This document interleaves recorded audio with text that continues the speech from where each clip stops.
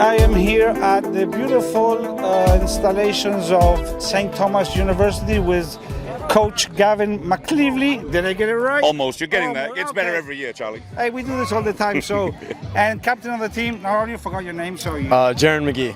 Jeremy McGee. Okay, which has a little injury here, but you're okay. Yeah, always fine. Always fine. Okay.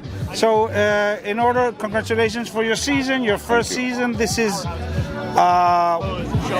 the first time we have one of these programs at this level of how do you call it? So it's a varsity program, It's a varsity program as opposed to a club program, where most of the colleges in Florida are club programs, 2 nights a week training, that kind of thing. We're a bit more serious, a lot more serious, I think. Yeah. You guys, so you had a pretty good season when we look at your scoreboards.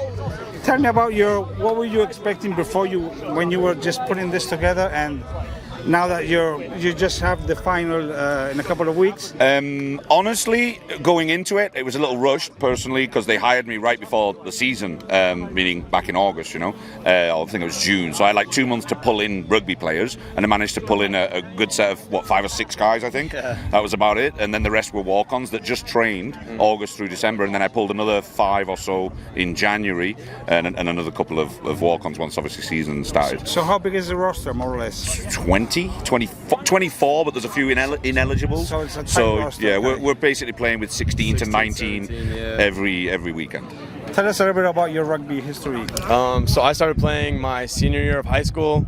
I come from an American football background, and so it just translated good. And I ended up getting a scholarship offer to go play in Springfield, Massachusetts. Rugby? Rugby at a school called AIC. Oh yeah. They're a Division I program up there, and after 2 years of being there, they named me captain, and I spent some time there, and coaches left and things changed, and Gavin reached out to me, and I saw an opportunity that I just couldn't refuse, playing rugby in Florida. Miami, Florida. Yeah, everybody wants to play. Yeah. It was an easy sell. It was an easy sell, yeah. He was fed up with the snow, I think. What just describe to me a little bit how the team is comprised of, because I guess you have people from. We have people from all over. I think at first I was the only American brought in. And how many kids with experience did you have? We had, back in August, 4 or 5 of us. Oh, and then, our first semester, August through December, was a little rough. That 4 or 5 of us was a core group, just working really hard. And it was hard to get 10 guys out to trainings every night. And so we just kind of trusted the process a little bit. And then Gavin told us we just got to keep fighting until January. Yeah, it was a few. I think we got bored of seeing each other's very few faces. It was tough. But come January, brought in a great group of new guys, and we had two weeks to get ready. Literally 2 weeks. Built some we put them chemistry, together. And you had a first good game. You just lost 7-3. Yeah, something like 7-3. that, right? Yeah, that first off game, some technicalities, but Yeah. I mean, you have to start somewhere. had to start somewhere. Exactly. You couldn't get a women's team off the ground, right? I did try, but we didn't get that moving. We do have a few girls that actually train with us. They've been training with us the whole time. You should play with the boys, maybe. Yeah, they're actually they're really good. They're phenomenal, actually. The group of girls that we've got, and they're obviously part of the team, and they help with everything along the way. But they do participate quite heavily in training. The objective is to get them a full squad by August of this year. So we've got the guys recruiting properly on the female side as well. Let me just ask you, as this is a unique experience here in Florida, I think, how much of the scholarship is helping the kids? Because pretty much every school has these tiny scholarships. Mm-hmm. But in your case, it's something that makes a difference. I wish they were bigger, but they are quite significant, to be fair, but much bigger than most others.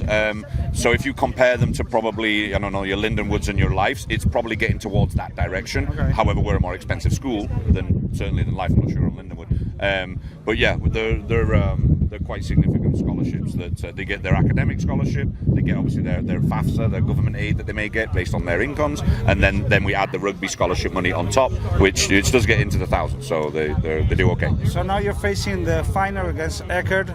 You want to make some predictions? So people know you just lost that first game, and then you had a 2-point game that you won. They're a great team. They play hard. Every time we play them, it's like, we got to play Eckerd again. They hit hard. They're a physical team. Hopefully, if luck's in our favor, we'll come out with the win, but I can't say anything. It's too early for that. We got a couple weeks to train, and we're excited. We're excited to play them again. Yeah, they're a great team. I think they have a South African coach. That's why they hit her. Yeah, I forget the gent's name, but yeah, he's a solid coach, and they do. It's always a tough game, and it's been tight both games. They came here and beat us. We went there and beat them last second of the game, so it was exciting. They had a nice big crowd as well, which was a nice experience for the guys. And you know, I guess the finals in Clewiston, so there won't be much of a crowd there, I guess. Well, that is yet to be seen. You know, maybe it's not. We'll see. Yeah, no, but it's exciting, and the whole season we've had a lot of fun with Ave Maria and these guys coming out tonight, and we have a little bit of a crowd, so we're enjoying it so far. These games at night are perfect, man. Yeah, beautiful. And you have a really nice facility. I haven't seen a screen that big in ever. It's the Auto Nation field, so a big shout out to the sponsors. They paid for this field to be built. Maybe they can pay to actually put the post on the try line and erase some of those lines. Yeah, we continue to fight that fight, right? Because you have a really wide field. We do. It's almost really nice. wide enough. It's really nice. Yeah. So the last thing is, we were talking about this offline. For you guys to sort of know where you are, you would have to play one of the FCC teams or a couple of them, because this Division 4, you know, it's what it is. It is what it is. But are you planning to actually get into the FCC? I've heard it's harder to get into the FCC than NATO. Yeah, I've spoken to the commissioner pretty in depth, so he knows our intentions, and I'm just sort of proving to him with documentation and a few things. You have to kind of check off the boxes that you're doing things correctly to satisfy that. For me, obviously, beating Ecuador in the final would be, you know, because I believe they've already got their acceptance to go up. So I'm not sure if that's official, but I've heard the rumor. So you know, if we can beat them in the final, that's another box to check, I guess. And then really. And Diego, one of my assistant coaches, he actually put an email out a couple of weeks ago to all of the FCC teams that if they lose in, I think it's tomorrow, then maybe we can arrange a game in between now and the final. Would be nice. I'd like to try to do that. And listen, we have three college teams in Miami-Dade. Yeah.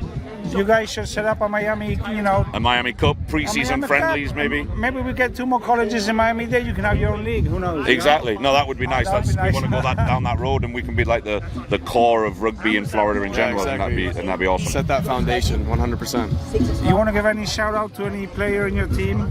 For whatever reason? I mean, tonight was senior night, so honestly, just shout out to our 2 seniors. They're both seniors. Yeah, good. They're both walk-ons. Both have never played rugby before, and I think AJ Wright had a great game tonight. He had a couple tries and an assist, and just really he put all this work that he's been working on together tonight. And so just shout out to our 2 seniors and the rest of our team. Marcus Aguirre is the other one. Yeah. Phenomenal season in general. So you're going to keep most of the players for next season? Oh yeah. We're almost all freshmen. Okay, nice. Yeah. Okay, well, guys, congratulations. Thank you very much. Hey, thank you so much for having me here. Thank you, Charlie.